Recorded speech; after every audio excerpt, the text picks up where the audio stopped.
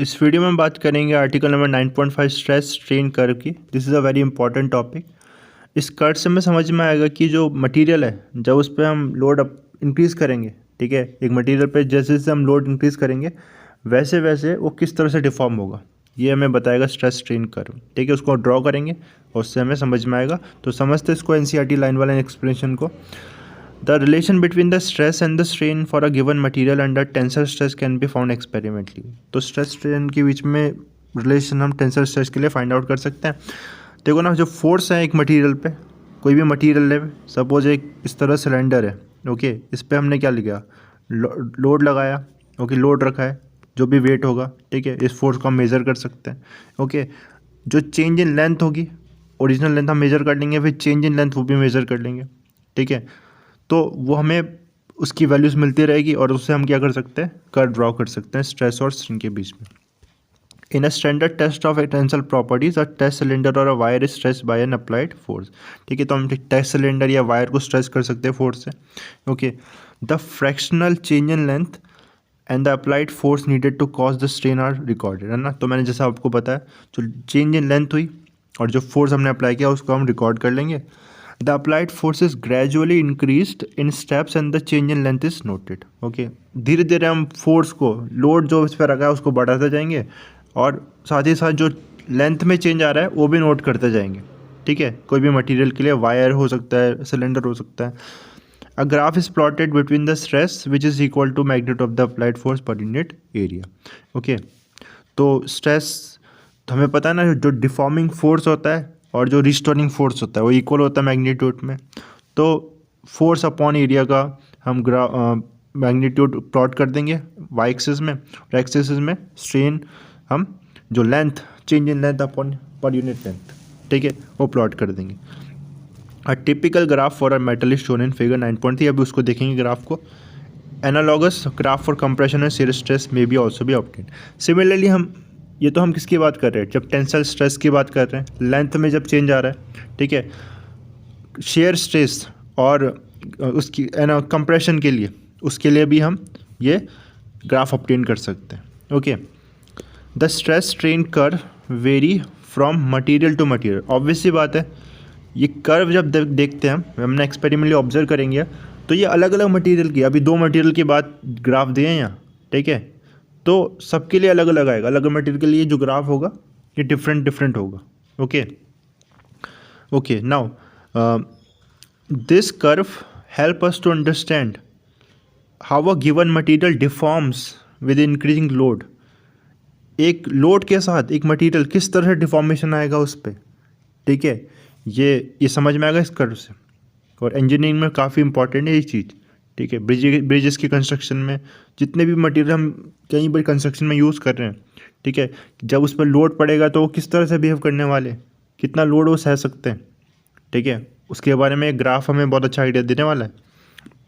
From the graph we can see that in the region between O to A the curve is linear. ठीक है, तो यहाँ graph एक बार देख लेते हैं, मेटल के लिए दे रखा है ग्राफ। O से देखो यहाँ लीनियर है ना यहाँ पर। ओके, जैसे जैसे स्ट्रेस बढ़ रहा है वैसे वैसे स्ट्रेन बढ़ रहा है, ठीक है, तो दिस इज इतने लिमिट तक, है ना। और यहाँ पर हुक्स लॉ फॉलो हो रहा है, स्ट्रेस स्ट्रेन के बढ़ने पे स्ट्रेस बढ़ रहा है। ओके, तो हुक्स लॉ यहाँ फॉलो हो रहा है, ठीक है। So in this region O2A Hooke's law is obeyed. यहाँ पर हुक्स लॉ ओबे हो रहा है O2A, ठीक है। The body regain its original dimension when the applied force is remove. और इतने रीजन में क्या होगा, अगर हम, जब हम अप्लाइड फोर्स को रिमूव कर देंगे, ठीक है, तो जो बॉडी है स्ट्रेस होगी, ऑब्वियसली उसकी लेंथ में इंक्रीज आएगा। अप्लाइड फोर्स हमने जैसे ही रिमूव कर दिया वो अपनी ओरिजिनल लेंथ में आ जाएगी, ठीक है। इतने रीजन में आगे भी होगा, लेकिन O2A में ये चीज़ होगी। Okay, in this region the solid behaves as an elastic body. और हमें पता है जो बॉडी अपनी पोजीशन को, अपनी जो लेंथ है, ठीक है, ओरिजिनल लेंथ को रिगेन कर ले, उसी को हम इलास्टिक बॉडी बोलते हैं, ठीक है। आगे देखते हैं फिर। In the region from A to B stress and strain are not proportional, ठीक है। A to B देखो अब यहाँ पर प्रोपोर्शनल नहीं है, ठीक है, तो यहाँ पर हुक्स लॉ ओबे नहीं हो रहा है। ओके, हुक्स लॉ बस ओ टू ए ओ पे हो रहा था। हमने देखा था ना हुक्स लॉ का, जब डेफिनेशन भी हमने पढ़ी थी, ठीक है। फॉर स्मॉल डिफॉर्मेशन के लिए हुक्स लॉ पे होगा, तो यहाँ प्रोपोर्शनल नहीं, यहाँ ओबे नहीं होगा। Nevertheless, the body still return to its original dimension when the load is removed। लेकिन यहाँ पर बी पॉइंट तक हमने, भले हुक्स लॉ भी नहीं हो रहा है, बट जैसी लोड को रिमूव करेंगे अभी भी वो अपनी ओरिजिनल पोजीशन पे, ओरिजिनल लेंथ पे पहुँच जाएगी, ठीक है। तो इस केस में जैसे कि मैं अगर एग्जांपल के लिए आपको बोलूँ, एक बॉडी थी, उसकी लेंथ कितनी थी, सपोज मैं बोलता हूँ 10 मीटर लेंथ थी, या भी ज़्यादा हो गया 10 मीटर, 1 मीटर लेंथ है, ओके 1 मीटर लेंथ थी, उसकी लेंथ इंक्रीज हो गई 10 सेंटीमीटर और इंक्रीज हो गई लेंथ फोर्स अप्लाई करने पे, ओके। जब रिमूव किया फोर्स को तो वापस से 1 मीटर हो गया, ठीक है। तो इस बी पॉइंट तक ऐसा होगा, okay. The point B in the curve is known as yield point, also known as elastic limit, and the corresponding stress is known as yield strength of the material, ठीक है। तो इस point को, B point को yield point बोलेंगे, elastic limit भी बोलेंगे, okay. और ये स्ट्रेस है उसको yield strength of the material बोलेंगे, सिग्मा वाई से डिनोट करते हैं इसे, ठीक है। बी पॉइंट तक जहाँ तक बॉडी रिगेन कर जा रही है इसकी, और बी के बियॉन्ड हम देख रहे हैं कि बॉडी रिगेन नहीं करेगी अपनी ओरिजिनल लेंथ, ठीक है, जब हम लोड को रिमूव कर देंगे, ओके। उसकी बात करते हैं फिर।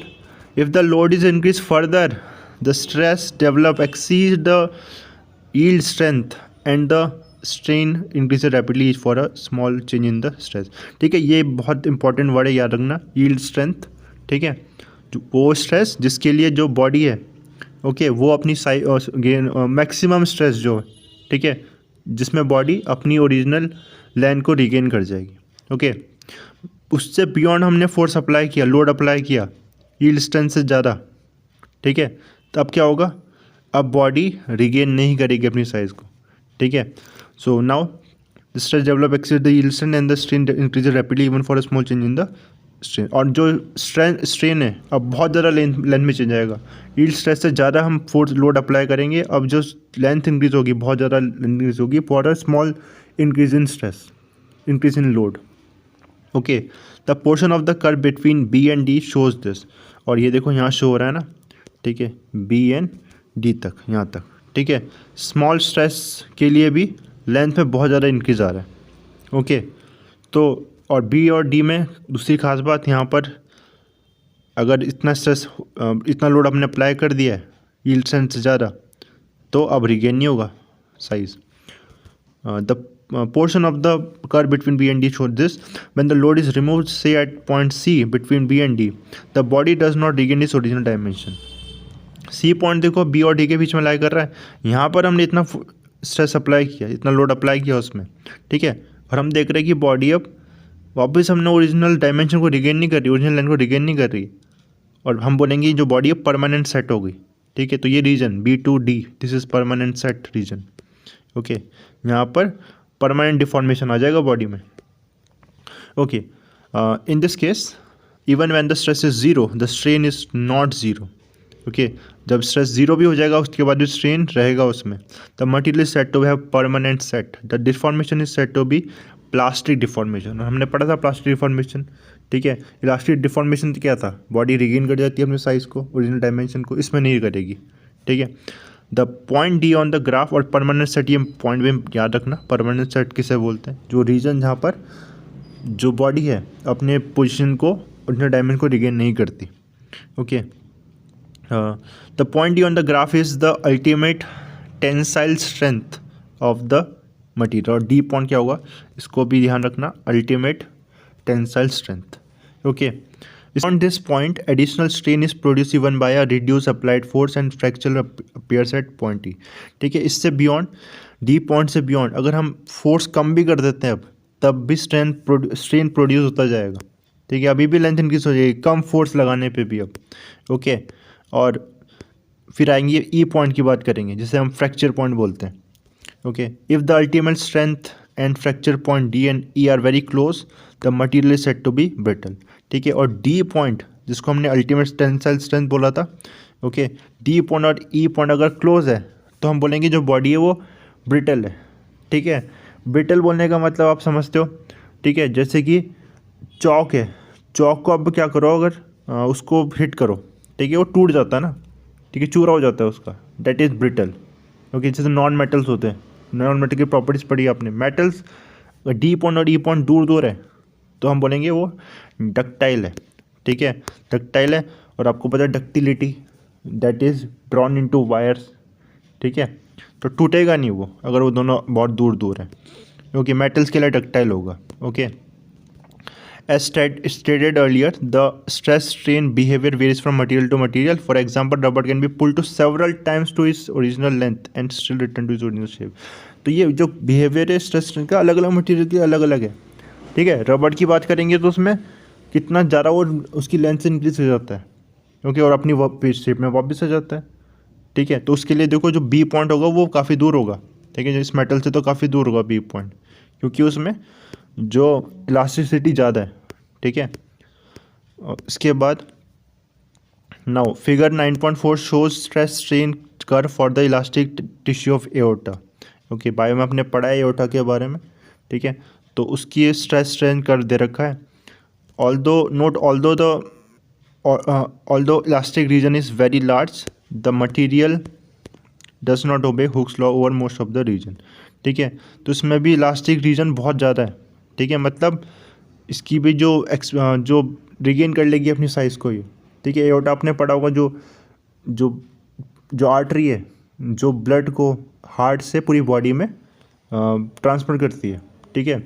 तो उसकी बात की है तो वो रिगेन कर लेगी, जितना भी उसमें फोर्स अप्लाई करते हैं वो क्या करेगी, अपनी साइज़ को रिगेन कर लेगी, मतलब अपनी साइज़ लेंथ से काफ़ी इंक्रीज़ कर सकती है और रिगेन कर जाएगी। ओके, लेकिन इस केस में ये हुक्स लॉ ओबे नहीं करती, ठीक है, डायरेक्टली प्रोपोर्शनली स्ट्रेस स्ट्रेन के लिए। Okay, secondly there is no well defined plastic region, कोई प्लास्टिक रीजन वेल डिफाइंड नहीं है इसके लिए। Okay, substances like tissue of aorta, rubber, etc., which can be stretched to cause large strain are called elastomers. Important term है elastomers, ऐसे substances जिसको हम क्या कर सकते हैं, बहुत ज़्यादा स्ट्रेन प्रोड्यूस कर सकते हैं उसमें। ओके, तो उसी को हम इलास्टोमर्स बोलते हैं। जैसे इसमें देख रहे हो ना कि कोई प्लास्टिक लिमिट सेट नहीं है, किस पॉइंट में जाके वो क्या हो जाएगा, उसका रिगेन करना बंद कर देगा शेप को, वो इसमें वेल डिफाइंड नहीं है। ओके, और तो ऐसे ही सब रबड़ हो गया, ये हो गया, इसको हम इलास्टोमर्स बोलेंगे, जिसको हम काफ़ी इसमें स्ट्रेन काफ़ी ज़्यादा स्ट्रेन प्रोड्यूस कर सकते हैं, ठीक है, और रिगेन कर जाएगा अपनी शेप को। ओके, तो इस वीडियो में इतना रखेंगे, आगे वीडियो में इलास्टिक मॉड्यूलाई की बात करेंगे।